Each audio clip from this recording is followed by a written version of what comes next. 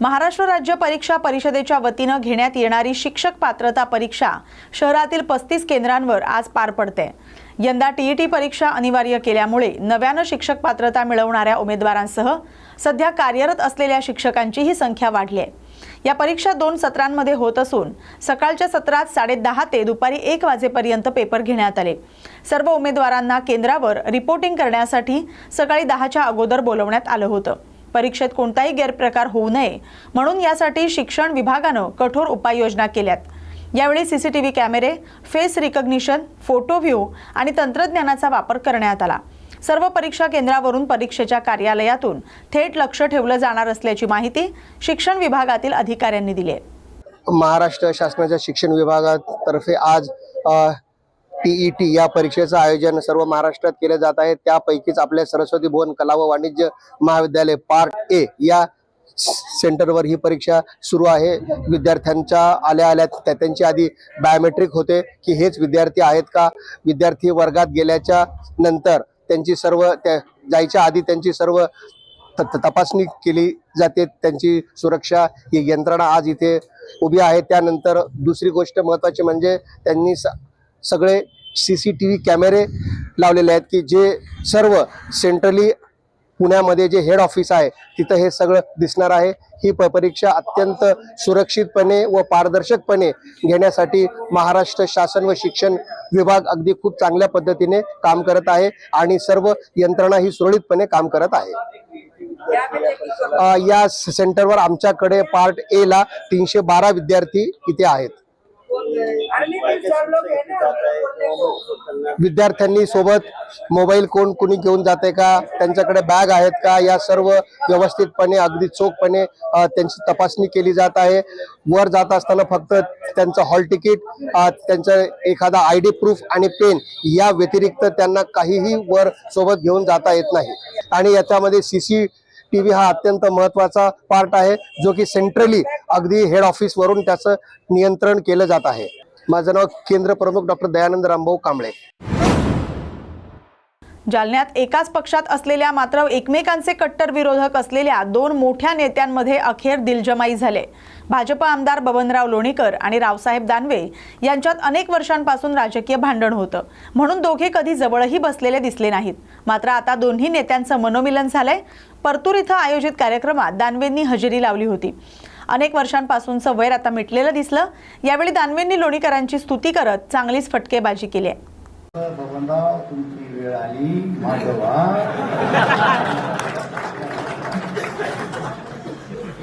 याच पाहिलं, बबनराव राजकारण पाहिलं, सगळ्या गोष्टी पाहिल्या। आता पुढं करा।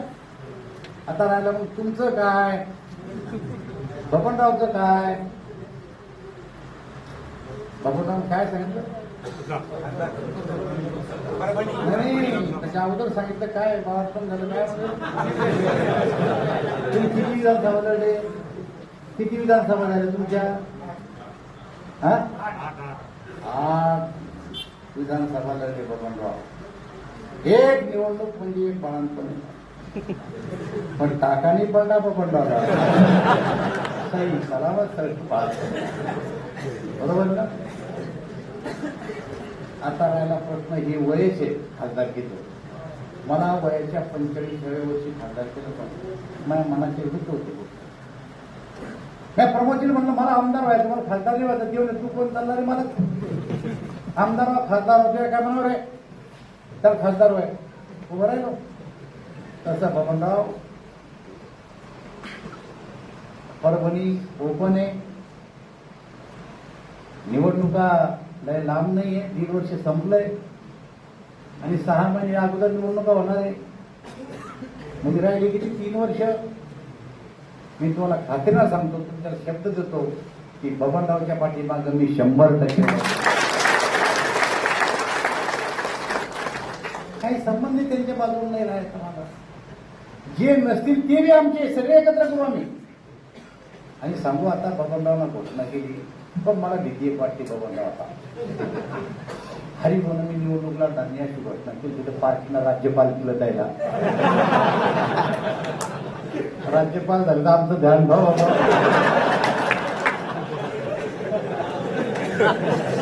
काही सांगता येत नाही। हरिभाऊला फोन आला प्रधानमंत्र्याचा, हरिभाऊ क्या चल रहा है.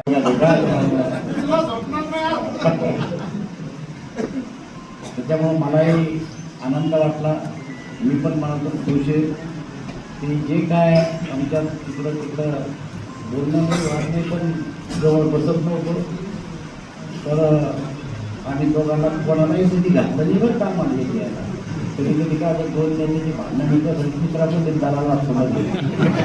आमच्यामध्ये असा कोणी नव्हता. आम्ही दोघंच बसलो, दोघांना चर्चा केली आणि दोघांनी हा वाद मिटवला. आणि आता इथून पुढं भरपूर असतो, ज्यांना जिल्हा सारा असो, जो कोणता पार्टीचा निर्णय होईल तो आम्ही सगळे एकत्र करू. एवढ्या उत्साहानं या ठिकाणी सर्वांना सांगितलं. राजापूर नगर परिषदेमध्ये महायुती विरुद्ध महाविकास आघाडी यामध्ये काटेकी टक्कर पाहायला मिळणार आहे. महाविकास आघाडीकडून विधान परिषदेच्या माजी आमदार हुस्नबानू खलिपे यांना उमेदवारी मिळाली आहे. उमेदवार हुस्नबानू खलिपे प्रचारामध्ये उतरले आहेत. राजापूर नगर परिषदेमध्ये महाविकास आघाडी भक्कम असल्याचं तसंच राजापूरच्या विकास कामांचा मुद्दा घेऊन मतदारांपर्यंत जाणार अशी प्रतिक्रिया यावेळी खलिपे यांनी दिली आहे. राजापूर नगर परिषदेत नगराध्यक्ष पदासाठी 3, 10 प्रभागांसाठी 51 असे एकूण 54 उमेदवार निवडणुकीच्या रिंगणात नशीब आजमावणार आहेत. 2001 साली मी लोकनियुक्त नगराध्यक्षपद या ठिकाणी लढवलं होतं आणि बहुमताने जिंकले पण होते. आणि राजापूर नगर परिषदेत मी नगरसेविका म्हणून 1985 पासून आहे. त्यामुळे राजापूर शहराच्या काय अडचणी आहेत, विकासाचे मुद्दे काय आहेत त्याच्याबद्दल मला चांगली कल्पना आहे. आणि ज्या वेळेला सर्वसाधारण महिला आरक्षण पडलं त्यावेळेला पक्षाकडून, पक्षाच्या वरिष्ठ नेत्यांकडून तसंच राजापूर शहरवासियांकडून फार आग्रह करण्यात आला की मी पुन्हा या निवडणुकीत उतरावं आणि पुन्हा एकदा राजापूर शहराची धुरा मी सांभाळावी. त्यामुळे शेवटी सुरुवात पण आपली राजकीय जीवनाची राजापूरपासून झालेली आहे आणि आता 25 वर्षानंतर पुन्हा एकदा राजापूर शहरामध्ये त्याच्या विकासासाठी आपण आपलं काम करावं अशा अपेक्षेने, अशा इच्छेने मी पुन्हा या निवडणुकीत उतरले. कोणते असे मुद्दे आहेत जे मुद्दे घेऊन तुम्ही मतदारांपर्यंत पोहोचणार? मतदारांपर्यंत पोहोचण्यासाठी एकच मुद्दा आमच्याकडे आहे, तो म्हणजे राजापूरच्या शहराचा विकास कामं शहराची ह्याच एक प्रमुख मुद्दा आहे. त्याचबरोबर अनेक वर्ष आम्हाला भेसावणाऱ्या ज्या अडचणी आहेत ती म्हणजे राजापूर शहराची पूररेषा आहे, देवस्थान इनाम आहे, गावठाण आहे, ज्याच्यामुळे लोकांना राजापूर शहरामध्ये घर बांधणं फार अवघड झालेलं आहे. त्याच्या ज्या अटी आहेत त्या अटीमधून कसं मार्ग काढावा आणि कसं लोकांचं जीवन सहज सुकर होईल आणि त्यांना कशाप्रकारे घर बांधण्यासाठी परवानग्या मिळतील यासंबंधी पण प्रयत्न करण्याचा माझा विचार आहे. आणि महाविकास आघाडी ही आम्ही सर्व सामंजस्याने आणि पुरेपूर विचार करून काहीही आपापसात भेदभाव हेवे दावे न ठेवता आम्ही एकत्र आलो. माजी आमदार गणपतराव कदम आणि मी आम्ही दोघांनी बसून या ठिकाणी विचार केला आणि निवडून येणारे उमेदवार हीच आमची एक शेवटी त्याला अट होती आणि त्या प्रकारे आम्ही निवडून येणारे उमेदवार निवडले आणि त्यांना आम्ही निवडणुकीत उतरवले. रत्नागिरीमध्ये महायुतीत उभी फूट पडून अजित पवार राष्ट्रवादी काँग्रेस स्वतंत्र निवडणूक लढत आहे. राष्ट्रवादीतर्फे वहिदा मुर्तुजा यांना उमेदवारी मिळाली. राष्ट्रवादी काँग्रेसनं प्रचाराचा शुभारंभ केलाय. घनकचरा, रस्ते, पाणी अशा मूलभूत मुद्द्यांवर आधारित निवडणूक लढवणार अशी प्रतिक्रिया वहिदा मुर्तुजा यांनी दिली आहे. रत्नागिरी नगर परिषदेमध्ये शिवसेना आणि भाजपा महायुती, ठाकरेंची शिवसेना आणि अजित पवारांची राष्ट्रवादी अशी तिरंगी लढत होणार आहे. त्यामुळे येथील निवडणूक अधिक रंगतदार होणार आहे. एक थेट नगराध्यक्ष आणि 32 नगरसेवक पदाचे उमेदवार असे एकूण 33 उमेदवार निवडणुकीच्या रिंगणात नशीब आजमावणार आहेत. पूर्वीची रत्नागिरी आणि आत्ताची रत्नागिरी याच्यामध्ये खूप फरक पडलेला आहे आणि माझ्या मनामध्ये जी रत्नागिरी आहे ती जशी मला बनवायची आहे आणि रत्नागिरीतल्या नागरिकांच्या मनामध्ये तीही तशीच आहे. सांगायचं झालं तर रस्त्याची जी बिकट अवस्था आहे, शौचालयाची जी अवस्था आहे, पुन्हा वाहतुकीचे सिग्नल, पाण्याचं वितरण, ह्या सर्व ज्या गोष्टी आहेत त्या गोष्टी मला पूर्णपणे नवीन करायच्या आहेत. म्हणजे जसं रत्नागिरीतल्या नागरिकांना पाहिजे आहे तसं मला करायचं आहे आणि त्यासाठी मला रत्नागिरीतल्या नागरिकांनी भरघोस मताने निवडून द्यावं. रत्नागिरी जिल्ह्यातील राजापूर नगर परिषदेचे निवडणूक दिवसेंदिवस रंगतदार होताना दिसते। या नगर परिषदेमध्ये 3 नगराध्यक्ष पदाचे उमेदवार आणि 10 प्रभागांसाठी असे एकूण 54 उमेदवार निवडणुकीच्या रिंगणात उभे आहेत। महायुतीकडून श्रुती ताम्हणकर यांना नगराध्यक्ष पदाची उमेदवारी मिळाली आहे। महायुतीच्या उमेदवारांच्या प्रचारासाठी कोकण विभाग शिक्षक मतदारसंघाचे आमदार ज्ञानेश्वर म्हात्रे यांनी देखील उडी घेतली आहे। राजापूर नगर परिषदेमध्ये महायुतीचे सर्व उमेदवार मोठ्या मताधिक्याने निवडून येतील असा विश्वास यावेळी आमदार ज्ञानेश्वर म्हात्रे यांनी व्यक्त केलाय। राजापूर नगर परिषदेमध्ये महायुती विरुद्ध महाविकास आघाडी अशी हाय व्होल्टेज लढत होणार आहे। या निवडणुकीमध्ये स्थानिक आमदार किरण सामंत यांची प्रतिष्ठा पणाला लागली आहे। ती पवित्रची भोटी जी होती की कोर्टामध्ये एक केस पेंडिंग होती आणि कोर्टात पेसा अंतर्गत शाळांच्या संदर्भात निर्णय लागत नव्हता, म्हणून विद्यार्थ्यांचे शैक्षणिक नुकसान होऊ नये म्हणून तात्पुरती कॉन्ट्रॅक्ट बेसवरती या ठिकाणी भरती शासनाने केली होती। त्यांचा जर पगार मिळाला नसेल तर निश्चितपणे आपल्या संपर्कात जर कोणी शिक्षक असतील त्यांना मला भेटायला सांगा, त्यांचं निवेदन मला द्यायला सांगा। निश्चितपणे मी ग्रामविकास मंत्री असतील किंवा शालेय शिक्षण मंत्री असतील त्यांच्याशी बोलून त्यांचा पगार आपण करून देऊ। नंदुरबारमध्ये या भागामध्ये महाराष्ट्रामध्ये म्हणजे रत्नागिरी जिल्हा मागच्या वर्षी कोणत्याही जिल्ह्यामध्ये भरती नव्हती, कोर्टामध्ये केस पेंडिंग होती। त्या कोर्टातल्या केसचा निर्णय आला, त्यानंतर त्याची सुरुवात झाली आणि आत्ता खऱ्या अर्थाने पेसा अंतर्गत म्हणजे पालघर जिल्हा असेल, रायगडचा काही भाग असेल, हा भाग पेसा अंतर्गत होता, त्याच्यामुळे कोर्टामध्ये केस पेंडिंग होती आणि त्याच्यामुळे अडचण होती। आणि इकडे काय झालं की विद्यार्थी संख्या थोडीशी कमी होत चालली आहे, तर त्याचाही एक निर्णय कोर्टामध्ये पेंडिंग होता, म्हणून ती भरती थांबली होती। तर त्याचाही निर्णय काल लागलेला आहे आणि त्यानुसार लगेचच जे उर्वरित शिक्षक असतील, ज्या शाळेतले शिक्षक सर्कुलर झाले असतील पहिल्यांदा त्यांना ते सामावून घेतील आणि नव्याने जे शिक्षक असतील त्यांची 3rd फेजमध्ये नियुक्ती होईल। आज रत्नागिरी जिल्ह्याच्या कोकण दौऱ्यावर मी आलो आहे। यामध्ये प्रामुख्याने नगरपंचायत, नगरपालिका या निवडणुका आहेत। या निवडणुकीच्या प्रचारकर्ता कोकणाचा आमदार म्हणून माझ्या विभागातल्या सर्व महायुतीच्या उमेदवारांचा प्रचार करण्यासाठी मी या ठिकाणी आलो आहे। राज्यामध्ये विविध ठिकाणी वेगवेगळ्या प्रकारची परिस्थिती आहे, पण माननीय मुख्यमंत्री असतील, उपमुख्यमंत्री असतील आणि महायुतीचे सगळे जे नेते असतील त्यांनी सगळ्या ठिकाणी सांगितले की या राज्यामध्ये महायुतीचं सरकार आहे, केंद्रामध्ये सुद्धा महायुतीचं सरकार आहे आणि सगळ्यात निवडणुका या महायुतीच्या माध्यमातून लढल्या गेल्या पाहिजेत। परंतु काही ठिकाणी कार्यकर्ते असतात, कार्यकर्त्यांची अपेक्षा असते, त्यांनी तयारी केली असते की बाबा आम्हाला सुद्धा निवडणूक लढवण्याची संधी मिळाली पाहिजे। त्याकरता जिथे युती होणार नाही तिथे सन्मानपूर्वक युती करून मैत्रीपूर्ण त्या ठिकाणी लढत केली गेली पाहिजे। पण असं चित्र रत्नागिरीमध्ये नाही। रत्नागिरीमध्ये महायुतीची या ठिकाणी झालेली आहे, एकत्र सगळे लोक आलेले आहेत आणि सगळ्या ठिकाणी या ठिकाणी आता राजापूर आहे, लांजा आहे, रत्नागिरी शहर आहे, देवरुख आहे आणि खेड आहे, या सगळ्या ठिकाणी महायुती झालेली आहे।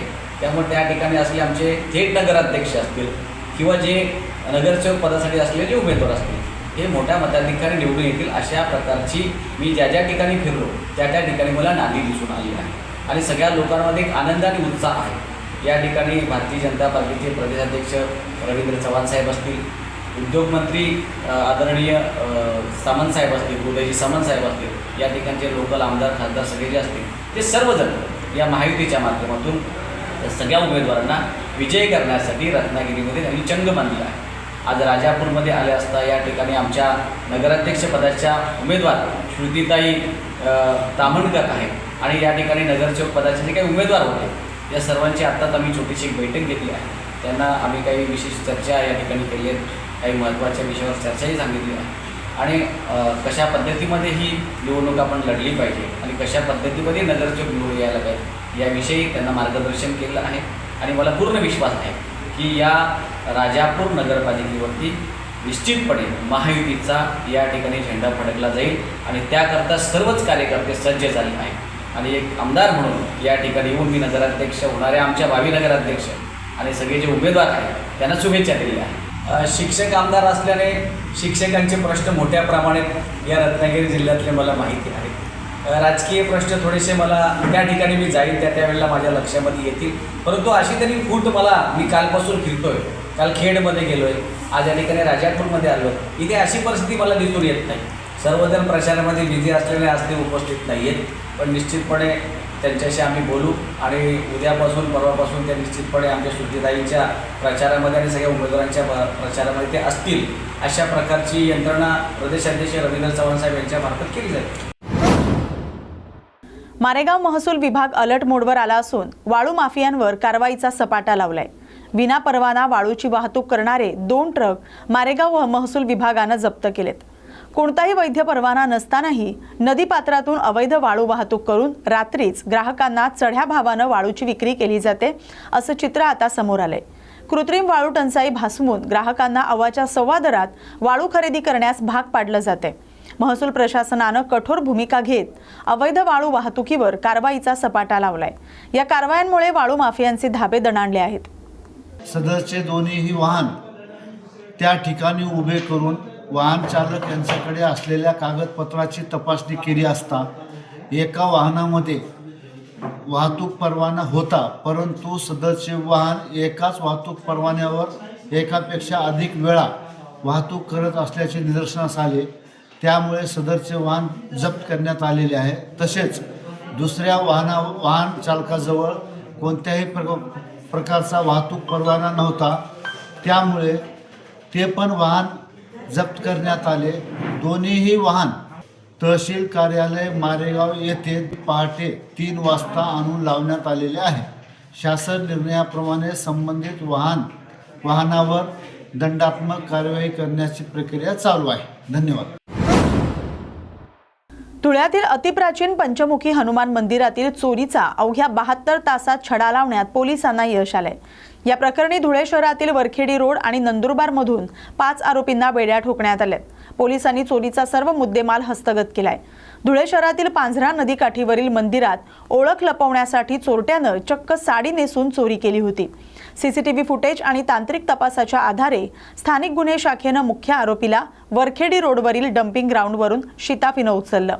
त्याच्या माहितीवरून साथीदारांना शहरातून तर चोरीचे चांदीचे छत्र विकत घेणाऱ्या सराफाला थेट नंदुरबारमधून ताब्यात घेण्यात आले.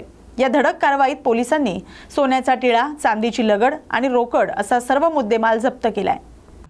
धुळ्यामध्ये पंचमुखी हनुमान मंदिरामध्ये दिनांक 17 नोव्हेंबर रोजी एक मोठी चोरी झाली होती. त्या अनुषंगाने PILCB त्यांचे सर्व अधिकारी आणि स्टाफ यांनी अतिशय चांगली मेहनत घेऊन आज 5 आरोपी अटक केलेले आहेत. त्यांची नावं आहेत सनी रमेश चव्हाण, हा वरखेडी रोड धुळे येथील राहणार आहे. सुनील गायकवाड हा देखील धुळ्याचा राहणार आहे. सलमान युसूफ पठाण हा साखरी रोड येथे राहणार आहे. जाकीर हमीद शेख हा पण देखील साखरी रोड येथे राहणार आहे. आणि नंदुरबार येथे गजानन अशोक सराफ हा सराफ याचं दुकान आहे. या 5 लोकांना आपण अटक केलेली आहे. या चोरीमध्ये जेवढा मुद्देमाल चोरी गेलेला होता म्हणजे सोन्याचा टिळा होता, 1.5 किलो चांदी होती, दानपेटीमधील रक्कम होती, टॉमी जेवढे मोबाईल्स होते हे सगळे आम्ही रिकव्हर केलेले आहेत. या आरोपींवर पुढचे मागे देखील 6 गुन्हे दाखल आहेत आणि या अनुषंगाने आपली चांगली कामगिरी करण्यात आली.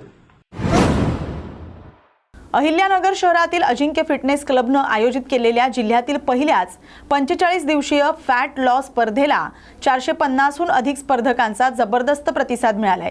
प्रॉपर डाएट, न्यूट्रिशन्स आणि तज्ज्ञांच्या मार्गदर्शनाखाली व्यायामाद्वारे स्पर्धकांनी 45 दिवसात प्रभावीपणे फॅट कमी केले. या स्पर्धेचा समारोप आणि बक्षीस वितरण सोहळा पार पडलाय. शहराचे आमदार संग्राम जगताप यांच्या हस्ते विजेत्यांना गौरवण्यात आले. विजेत्यांना 1 लाख रुपयाची रोख रक्कम, मानपत्र आणि मानचिन्ह प्रदान करण्यात आले. यावेळी संग्राम जगताप यांनी तज्ज्ञांच्या सल्ल्यानुसार योग्य आहार आणि व्यायाम करण्याचं महत्त्व पटवून दिलं. गायकवाड कुटुंबियांनी राबवलेल्या या आगळ्या वेगळ्या उपक्रमाचं सर्वत्र कौतुक होतंय. आज अजिंक्य फिटनेस वर्ल्ड अहिल्यानगर येथे 45 दिवस फॅट लॉस कॉम्पिटिशनची स्पर्धा आयोजन केलेली होती. यामध्ये जवळजवळ 400 ते 450 लोकांनी सहभाग घेतला होता. या फॅट लॉस स्पर्धेदरम्यान जेंट्स असतील, लेडीज असतील, त्यांनी भरपूर प्रमाणात मेहनत घेऊन फॅट लॉस केला आहे. एक प्रॉपर डाएट, न्यूट्रिशन, जे काही डेडिकेशन त्यासाठी त्यांना लागले त्या त्यांनी भरपूर व्यवस्थितपणे केलेलं आहे. आणि आज याचा सत्कार समारंभ व रोख बक्षीस आज याचं वितरण होतं. माननीय संग्राम भैया जगताप यांच्या हस्ते आज त्या बक्षीस समारंभाचा कार्यक्रम झालेला आहे. अजिंक्य फिटनेस वर्ल्ड येथे तुम्हाला वर्ल्ड क्लास फॅसिलिटीज बघायला भेटतील, जसे की इक्विपमेंट्स जे आहेत ते आपले इम्पोर्टेड आहेत. जकुझी, स्टीम बाथ, सॅलॉन अशा भरपूर वर्ल्ड क्लास सुविधा देण्याचा प्रयत्न आपण इथे केलेला आहे. अजिंक्य फिटनेसमध्ये 45 दिवस फॅट लॉस कॉम्पिटिशन होते. त्यात आम्ही तिघं विनर झालो आहोत. तर सर्वांनी म्हणजे फॅट लॉस केले, कोणताही त्रास नव्हता. फॅट लॉस झाले आणि आमचं म्हणजे अजिंक्य फिटनेसमुळं फर्स्ट टाईम एवढी माझी फॅट लॉस झाली. याच्या आधी मी एवढं कॉम्पिटिशन केल्या, कुस्तीत होतो मी, तेव्हासुद्धा माझं एवढं फॅट कमी नव्हती झालेली. अजिंक्य फिटनेसने हे उपक्रम ठेवल्यामुळं त्याच्यामुळे ही एवढी फॅट लॉस झालेली आहे आमची. आणि हे मी असं म्हणणं आहे की त्यांनी दरवेळेस काही ना काही नवीन उपक्रम ठेवा. आणि ह्या जिमचं बघून बाकीचे जिम पण ठेवायला लागलेत आता फॅट लॉस चॅलेंज. सर्वात पहिले अजिंक्य फिटनेसने ठेवले आहे. त्याच्यामुळं मी अजिंक्य फिटनेसचं आणि आमचे मित्र गायकवाड भाऊंचा पण आभार मानतो. मला काल जिममधनं फोन आला की मॅडम तुम्हाला फॅट लॉस कॉम्पिटिशनमध्ये प्राईज आहे.